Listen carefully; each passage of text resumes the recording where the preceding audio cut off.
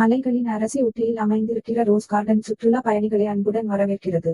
கோடை வெயில் நம்முடைய தமிழ்நாட்டை வாட்டிக் கொண்டிருக்க தமிழ்நாட்டின் பல பகுதிகளில் மற்றும் கேரளா, கர்நாடகா மாநிலத்தில் இருந்து ஏராளமான சுற்றுலா பயணிகள் நீலகிரி மாவட்டத்தை நோக்கி படியெடுத்துக் கொண்டிருக்கிறார்கள். கடந்த வாரத்திலே விடுமுறை நாட்களில் ஏராளமான வாகனத்தில் வந்த சுற்றுலா பயணிகளினால் நீலகிரி மாவட்டத்தின் சாலைகள் திணறின. பல இடங்களில் டிராபிக் ஜாம் ஏற்பட்டது. சுற்றுலா பயணிகளின் வாகனங்கள் பல மணி நேரம் காத்து நிற்க வேண்டியதாயிருந்தது. இப்படி சுற்றுலா பயணிகளின் வருகை அதிகரித்துக் கொண்டிருக்கிற இந்த சூழ்நிலையில் மலைகளின் அரசி என்று அழைக்கப்படுகிற ஊட்டியில் அமைந்துள்ளது தான் இந்தியா முழுவதும் ஏன் அயல்நாடு சுற்றுலா பயணிகளும் சுற்றி பார்க்க விரும்பும் இடங்களில் மிகவும் முக்கியமானது ரோஸ் கார்டன் ஆகும். எனவே லட்சக்கணக்கிலே ஊட்டியை சுற்றி பார்க்க வர இருக்கிற சுற்றுலா பயணிகளை மகிழ்விக்க ரோஸ் கார்டன் தயாராகி வருகிறது. அழகான ரோஜா மலர்கள் அழகு நிறைந்த வண்ணங்களிலே பூத்து குலுங்க ஆரம்பித்துள்ளது.